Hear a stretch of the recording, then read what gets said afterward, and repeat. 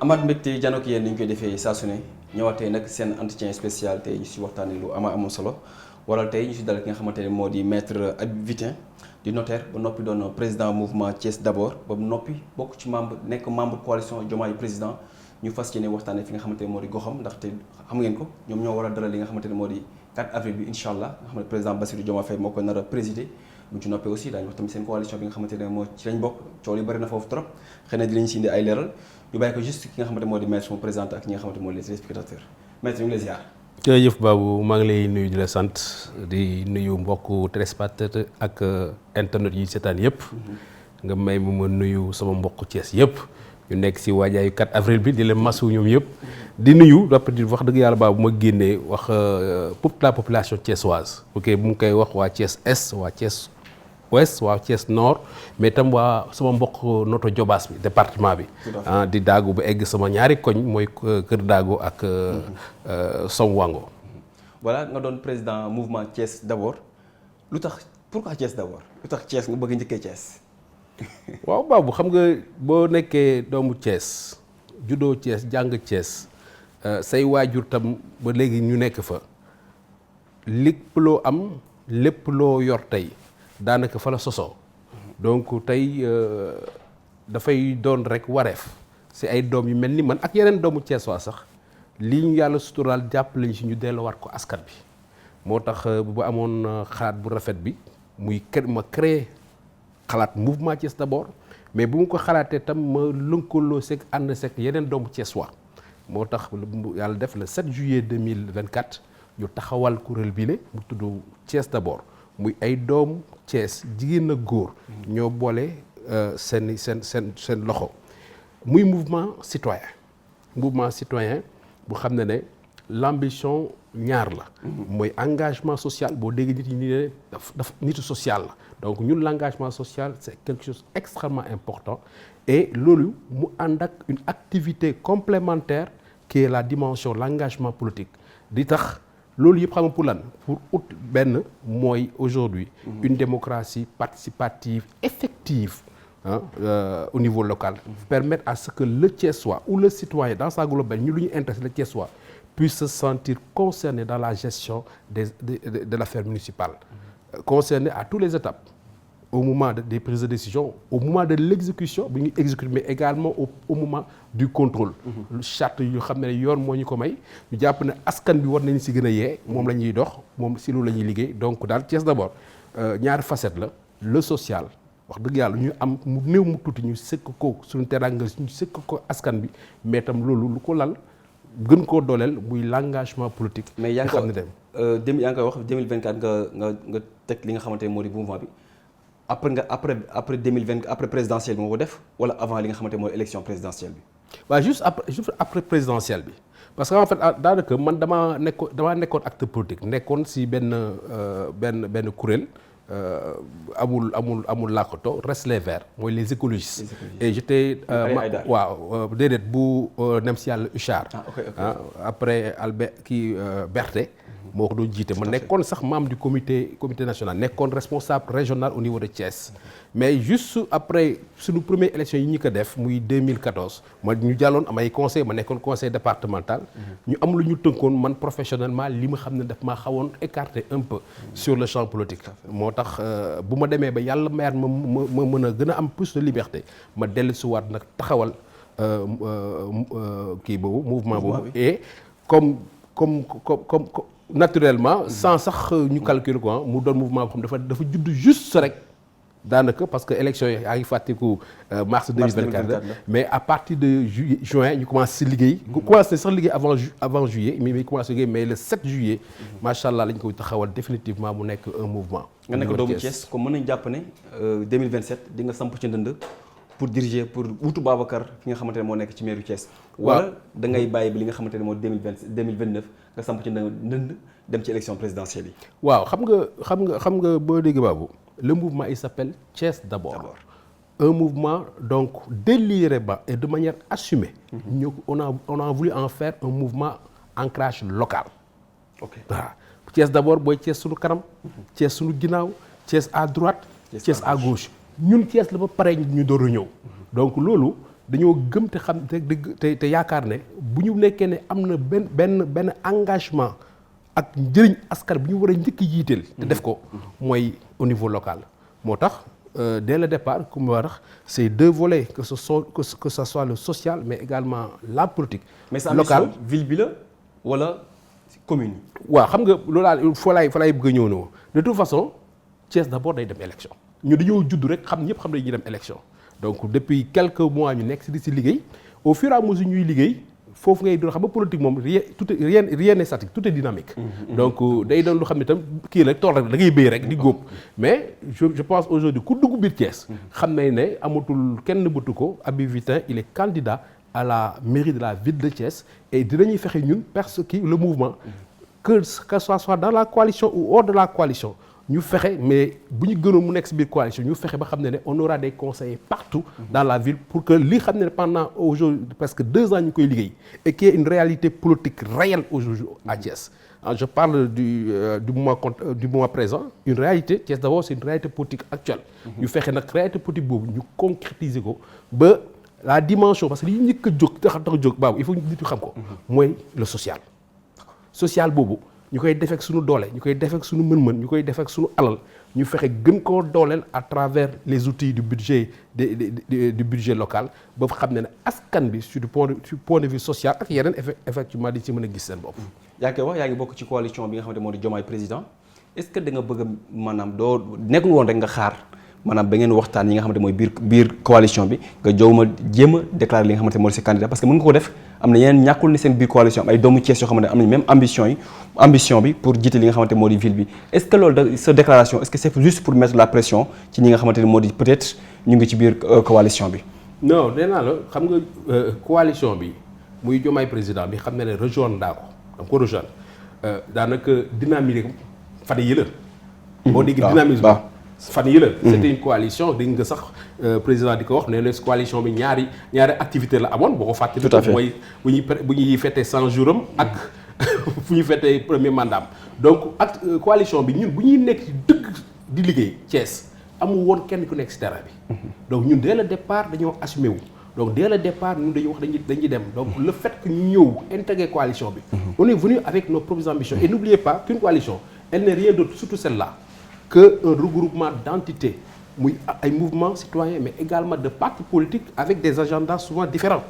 Avec des ambitions également différentes. Le grand challenge et je pense que ñun comprendre nañ ko mooy coalition comprendre nañ ko moo tax dans les statuts yoo xam ne ak charte bu ñu teg. aujourd'hui gis nañu ne dañoo jiital le consensus. fexe ba ñi xam ne am nañu ambition au niveau local la ñuy fexe ba am ay consensus mais xam nga politique. du nax le leadership ak le candidat souvent terrain bi rek doy na pour génne ko. te aujourd'hui comme je dis et je dis avec vraiment toute la modestie qui sied tey ku bëgg dugg bi Thiès mouvement Thiès d'abord est une réalité politique ku dugg bi Thiès tey qu'on te dise aujourd'hui que Habib Vitin mooy candidat Diomaye président au niveau de la ville ça ne générait personne parce que tout simplement gis nañu ñun ancrage ak liggéey bi xam ne def nañ ko et on a vu également comme je dis c'est aujourd'hui l'adhésion populaire mooy li ñu doon jaay Thiès waay mooy comme mu wax cet engagement citoyen nit yi les gens l'ont compris et c'est ce qui fait aujourd'hui. mais Thiès lan la Thiès manqué lan la Thiès loo xamante ne moom nga gis nga xamante ne population bi ñu ngi ko yóotu booba tey amuñu ko nga moo tax nga bëgg a dem juutu li maanaam yóotu li nga xamante ne moo di mairie ville bi. waaw mais gis nga non xam nga sax boo fixé mairie ville bi kese sax dafa mel ni yow da ngay cloisonner suñu ambition ñun suñu ambition c'est de pouvoir gagner toutes les mairies la ville et les 3 communes. est-ce que implanté wu ngeen c'est parce que c'est si commune yëpp. waaw loolu de toute façon xam nga le meilleur baromètre aujourd'hui pour xam ndax liggéey nga c'est les élections. mais man ku xam Habib Vitin xam sama jaar-jaar xam sama profession xam ne kii du bàyyi lii def lii te amu si ful ak fayda. donc li si def nag comme je sax moi je respecte les électeurs je respecte les Thiessois heure bu jotee de choisir. mais ce qu'il faut comprendre et xam ñun li ñu gën a motiver si l'engagement politique citoyen bi. mooy le défaut de proximité de nos maires mooy maires yi dañoo sori askan bi te dëkk bu nu ko defar te bu nekkee ne jegewoo askan bi. beneen bi mais lii est-ce que nekkul un langage politicien. waaw xaaral ma expliquer rek mais dafa am particularité Thiès xam nga Thiès dafa amoon benn commune mu jur ñetti commune donc Thiès dafa doon xam ne on a la ville un peu comme Dakar, un peu comme Guédiawaye, un peu comme Rufisque, un peu comme Pikine. Donc on a une ville qui est là mais contraire bi mooy fële ville kii benn commune moo jur ñett yi. te ba léegi l'outil bi xam ne moo war a tax Thiès développé wu. ñu koy wax tubaab l'intercommunalité mooy jokkoo mutualisation des moyens humains des moyens logistiques des moyens matériels des moyens financiers. yu xam ne communes yi war nañ ko mën a am ba les infrastructures yu mag yi structurantes defar yenn complexes yi tabaxal yenn centre de santé yi defar sax réhabiliter yenn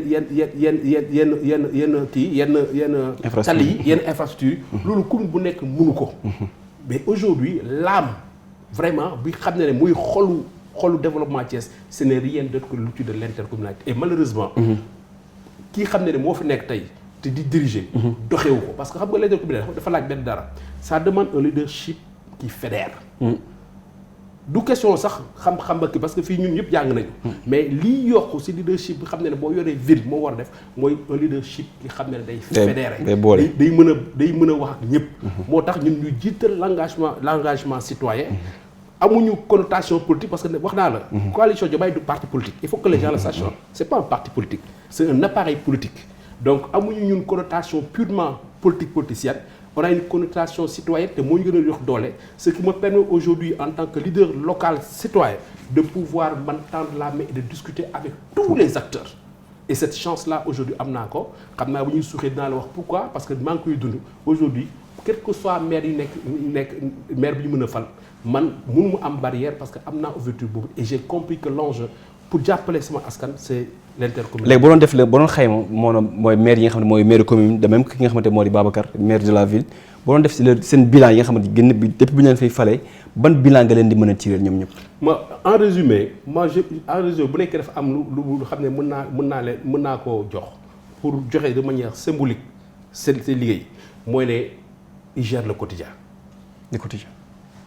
Et c'est pas mal parce que avant de faire autre chose il faut gérer le quotidien mais également xam nga ville bu mel ni Thiès à 70 kilomètres de Dakar avec tous les atouts bu am il faut un maire qui a de l'ambition et que ambition warul mën a nekk aujourd'hui comme par exemple boo duggee Thiès je suis d'accord l'avenue Caen lamp yaa ngi tàkk je suis d'accord ñu ngi def ay pavage mais Thiès aujourd'hui c'est 68,82 kilomètres carrés avenue Caen 2 kilomètres la 2 kilomètres la am donc mënoo jël tout ce que nga xam ne Thiès am na ko si alal nga investir ko foofu waxuma ne baaxul mais la lumière warul yem rek si guddi la lumière doit apparaître le jour xam nga comment Babou par des opportunités aux jeunes par l'appui aux femmes par un développement local puissant comme bu doy loolu tam lumière bëccëg la lumière yi boobu ngay boole ak lumière guddi bi moo tax Thiès ville lumière je suis d'accord c'est une belle vue c'est une belle vision mais loolu doyul Thiès dafa soxla koom-koom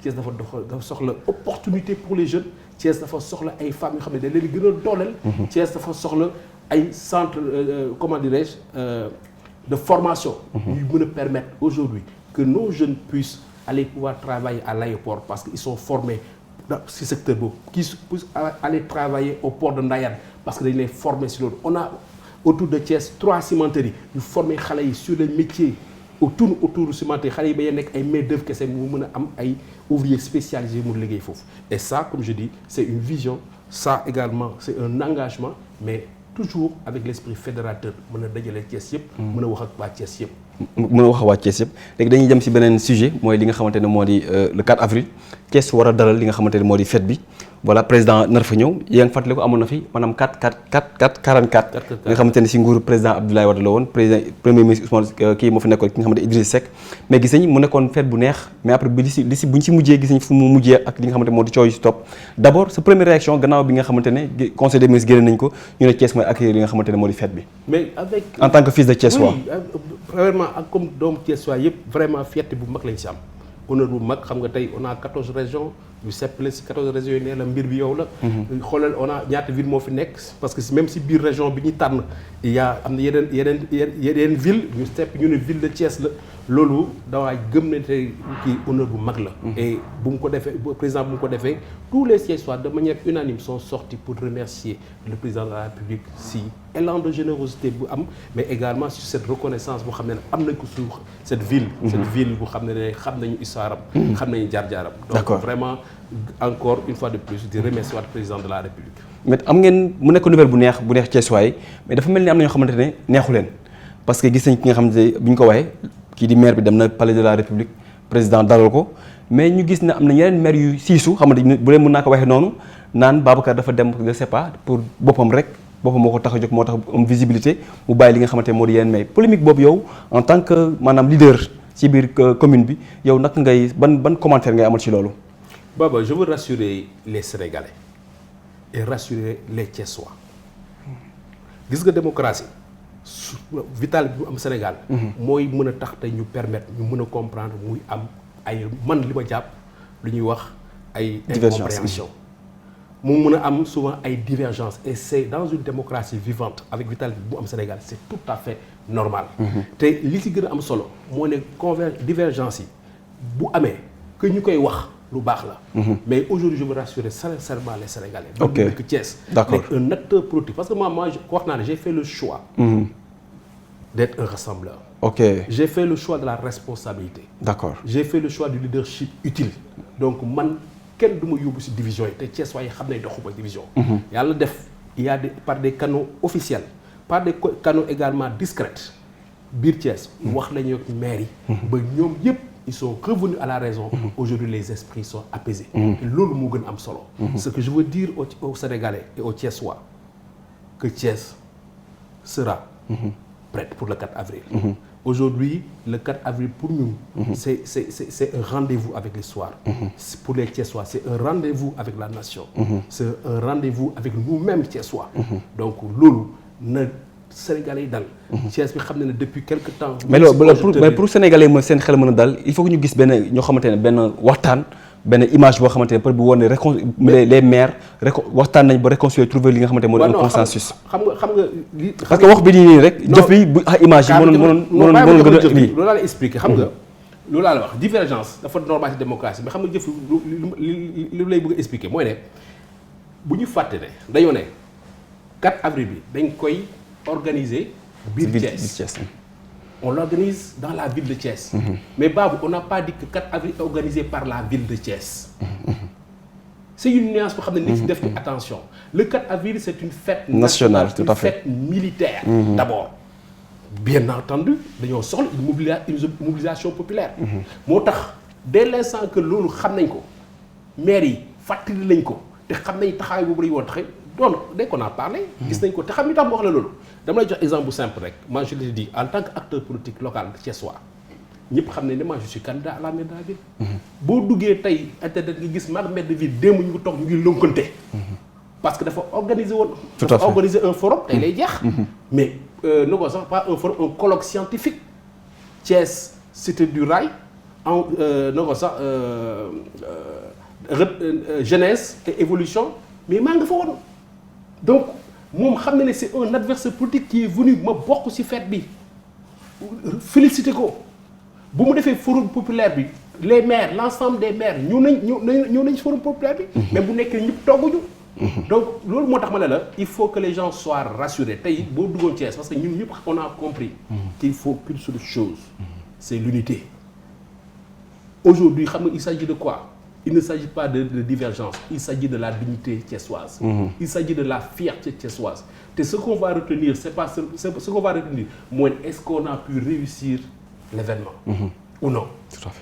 Moi, je pense que Thiessois yi xam nañ ko, maire yi xam nañ ko, moi souvent sax bu dal wax de yéen bu leen bëggul sax fête bi day am. Ah oui. Gouverneur wax nañ ko. Moo tax je pense aujourd'hui chacun a compris que la fête va au-delà des personnes. C'est une fête collective, c'est une fête nationale. Et la seule obligation qu'on a, c'est de se souder fort derrière le gouverneur de la région, qui est en train de se battre, derrière le préfet du département de Thiès, mais et que derrière l'ensemble des maires, parce que nous sommes les maires. dañoo bëgg ñu nekk suñu kanam te loolu mën naa la ko confirmer Babou. confirmer vraiment jeexal situation bi. d'accord na Sénégalais yi. na Sénégal dal na Thiès waaye dal fête bi on la réussira parce que Thiès c'est une ville de challenge. ba parce que déglu naa sa benn déclaration ngay wax ne yow sa mouvement sax dina ci jouer pleinement participation pour la réussite de cet événement comment. mais commencé na xam nga man dama koy wax man du ma ministre du ma député du ma dara mais je suis un acteur local.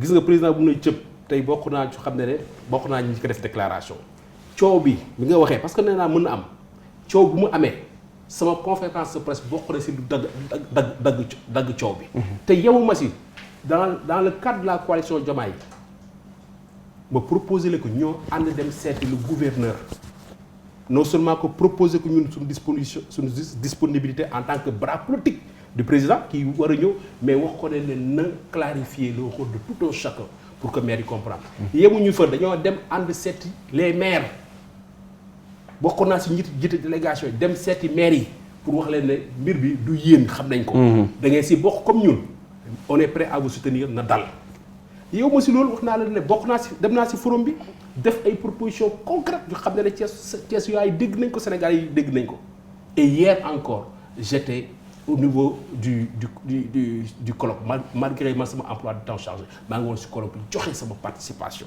je pense que à un certain moment dëkk moo demee noonu dafa am ñoo xam ne dañuy yor alal di joxe. dafa am ñoo xam ne dañuy yor xam-xam di joxe dafa am ñoo xam ne dañuy yor temps di joxe. ñun fu ñu toll. temps la ñu am ñu ngi koy jox Thiessois yi. fu ñu toll tuuti lañu am si am ñu ngi koy jox Thiessois yi. donc loolu mooy sunu liggéey te si 4 avril bi. ñu ngi si commencé liggéey wax naa la mais au même si activités yi. dinañuy teew. dinañ teeru président de la république. dinañ def ay activités sociales parce que wax naa la base bi activité sociale la. je disais parmi mes propositions ma ne 2 choses extrêmement importantes mooy l'alimentation en eau dañuy recevoir Thiès va recevoir du monde. ñaari mbir alimentation ndox et également les cabines mobiles toilettes mobiles. parce que c'est un problème de sécurité sociale. xam nga dugg si kër mais may ma ndox. wala dugg si kër may mu tuur. fi dëkk bi yëpp. dëkk bi toll si bëri am na si. je l'ai proposé ñëpp dégg nañ ko et man au-delà proposition bi. ñu indi une de mes activités phares c'est de pouvoir mettre le maximum d'eau pour nos invités. d'accord fa la ñu toll. fa ñu yéen suñu yéene fa ëpp na loolu mais gëm naa avec les efforts de toutes les autres entités parce que aujourd'hui Babou. la mobilisation effervescence bi foofu commencé na boy. foofu commencé na boy tout le monde est en train de s'activité et gëm naa ne bu ñu ñun ñëpp bu ñu joxee suñu doole. ñu fête bi na réussir bu réussir ba pare nag après ñu delluwaat. ku nekk dellu si kawam ñu delluwaat suñuy cooki. d'accord voilà sa cooki boobu sa si lay ñëw mooy li nga xamante ne moo di seen coalition Diomaye président bi. ñu ngi koy wax presque y a plus de 350 membres yoo xamante ne ñu ngi ci biir plateforme bi ni mel mais dañoo gis ne ki nga xamante ne mooy le premier ministre moom njëkk nañ lancé pic mais gis nañ yenn ministre sax yu bokk ci ñi nga xam ne coalition bi di wax ne parce que le PM dafa la waxoon ne majeure partie ñi nekk ci biir coalition bi ay maanaam ay parti télécentre lañ yor mu nekk mu lancé benn défi boo xamante ne war ngeen ko mën a maanaam relever le 2027 tàmbali na comment naka ngeen nar a defee pour relever ce défi. non xam nga moom politique moom mooy lu wax rek ku nekk mën na wax lu ko neex parce que loolu mooy politique. mais tam boo xoolee tamit lu mu xam ne boo xoolee ñi nga xam ne ñoo nekk si. non damay joxe sama jëmm rek. allez-y Babou. gis nga nee naa politique réalité la. c'est vrai télé laa taxaw mën naa ne lii laay représenter Thiès mais loolu ñëpp mën nañu ko vérifier Babou aujourd'hui comme je dis je suis un leader incontournable à Thiès. Babou man bu ma wootee bu may def sama lancement stadium Lat Dior laa wax les images sont partout dafa fees dell. j'avais plus de 3000 personnes au lancement laa wax 3000 personnes si diggante bi stratégie jaar na si diggante bi koom-koom jaar na si diggante bi activité citoyenne jaar na si diggante bi leadership jaar na fi donc aujourd'hui bu ma wootee xam naa lu mu mën a indi. xam nga sa dayu. donc loolu damaa gëm ne taxawaay bu ma am. la ñeneen ñi am fu la taxaw kenn du ma waatal kenn mais man sama bopp. xam naa ne moom mën naa dépasser loolu. moom mi koy wax. moom moo taxaw wax ay nitam bu muy def bureau national xool leen si biir bët ne leen ne yéen bu ma ñëwul bu ma àndul ak yéen da ngeen di parti mu leen gañe fenn wax boobu dégg nga ko Babou. biir Thiès bi mu dëkk ñëpp xam nañ ne am nañu 3 ministres. kenn si ñoom mënul la génnal 10 personnes yu taxaw te lay waxee biir Thiès 3 ministres mu nga fa. biir Thiès ay député Thiès ay député Pastef nga fa mënu la génne fukk nit yu mët maag ñoom ñoo dëkk Thiès. xamante nañu donc wax boobu pour man c'est pas ça important li am solo mooy li président woote te man moo tax mu jóg dama ne président dafa ne kaale ñu defa Sénégal. man ma jóg kenn woo ma am sama yéene nañu ànd defar Thiès. Thiès nekkul ci Sénégal. président buy woote ci luy gën a yaatu parce que président wootu leneen lu kaale ñu defar kaale ñu defar gagné nañu damay yaatal parce que comme je dis la logique dem élection gagné bokkul ak logique gouverner c'est deux logiques différentes c'est deux finalités différentes. mais ñaari finalités différentes la mais fële candidat nga. fii nekkatoo candidat fii président de la république nga. donc Sénégal nga soxla. Sénégal ngay liggéeyal te booy kuy liggéey Sénégal da ngay fekk doomu Sénégal yi fu ñu mënta nekk ci diaspora bi ci yeneen parti politique yi ci société civile bi nga dem rocc yu baax yi mooy élargir coalition. mais élargir bi ngay wax élargissement bi ngay wax noonu est-ce que tamit maanaam mu dajale woon li nga xamante moo di apte ak coalition bi nga xamante ne moo di Diomaye président mu doon benn est-ce que loolu nekkul doon du gën. waaw finalement yaa ngi def ay équation est-ce que restons dans les faits aujourd'hui on a deux coalitions il faut l'assumer et man wax. mais loolu est-ce que loolu du yàqal li nga xamante ne moo di gouvernance le président Diomaye. dëgg la xam nga wax naa ko décision politique boo gis dafa am conséquence boo mënut a gis. ce qui est constant et réel moo ne amul benn président de la République bu xam ne soxlawul appareil politique. parce que les réformes surtout sur période bi xam ne dañ ko war a bi nekk une période très difficile les réformes à prendre ces réformes qui auront des impacts sur la population sur les acteurs économiques. damay xool yéen presse rek. yéen presse donc ces réformes là qu'on peut apprendre il faut que ñu mën koo expliquer citoyens yi c'est pas au président de le faire gis nga décision ak réforme xam nga la bay réussir être expliqué adhésion citoyenne populaire mais également yow nga reconnaître comme artisan parce que nangu nga comprendre nga adhéré nga da ngay participer sur la mise en œuvre loolu président mën ko doxal si bopp. et aujourd'hui il y a énormément de réformes à faire. d'accord énorme kooku nag dafa soxla ku koy taxaw. d'accord te foofu laay mën a wax foofu laay mën a jeexal ak yow par rapport à la coalition. xam nga président de la République moom kenn gënu ko informé. moom kenn gënu ko bëgg Sénégal et je dis la même chose pour Ousmane Sonko ah. je dis la même chose kenn gënu leen bëgg ñoom nag ñoom ñaar bu ñu boolee Babou gënuñu la bëgg Sénégal gëm naa ko. Babou bu ñu la boolee man Habib Vitin gënuñu ma bëgg Sénégal parce que fii laa juddoo màggee fekk ñoom jàngi fekk ñoom si même université yi ëpp ñu ma diplôme jàq ñu ma jàng. donc gënuñu bëgg dëgg bi. ñoom nag ñoo leen ko dénk dañ leen war a jàppale. moo tax ñu dañoo gëm au niveau de la coalition ba président tànn ñu dañoo gëm ne dañoo war a tàggoo. d'accord pour l'intérêt du Sénégal. na ko bàyyi jox ko delloo ko ay lengem moom mu dem si lu mu mën. defaraat ab tam parce que si loolu la nekk. mu delloo ko lengem c'est-à-dire mu libéré ko. ñun loolu la ñu bëgg ñun les membres de la coalition wax nañ ko keroog assemblée générale defuñu demi tour mais c'est au président de décider. da ngeen ko mu libéré le premier Ousmane Sonko. tàggoo bi mooy aujourd'hui tàggoo bi c'est salutaire xam nga lu ñu gën a noonu Babou mooy ne ñun on était convaincu que cette complicité entre le président ak le premier ministre était aujourd'hui une faveur était aujourd'hui une opportunité pour le Sénégal dañ ko gëm et tàggoo bi ñuy def on le fait avec regret Babou ñaar ñu mënutul ànd parce que confiance amu fa. dañuy tàggatoo ñu def mu rafet. pour l'intérêt du Sénégal parce que xam nga daal. à l'heure du bilan kenn lañuy laaj. le président. kii tegal loxoom waat. devant le peuple sénégalais te c'est le président de la République.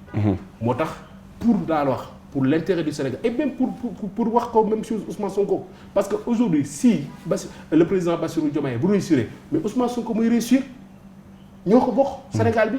moo tax ñun je reste convaincu et j'adhère vraiment à cet appel fort que l'ensemble des militants de la coalition de Diomaye président ont fait au président tàggoo bi la rupture doit être consommée ñëw bu ñu ko deful ñun ñëpp constaté au niveau local. au niveau des niveau base yi. tàggoo bi moom sotti na. sotti na ñu nag ñoom jaarale ci daal ñu ngi rafetlu parce que président dafa ñu wax lu am solo.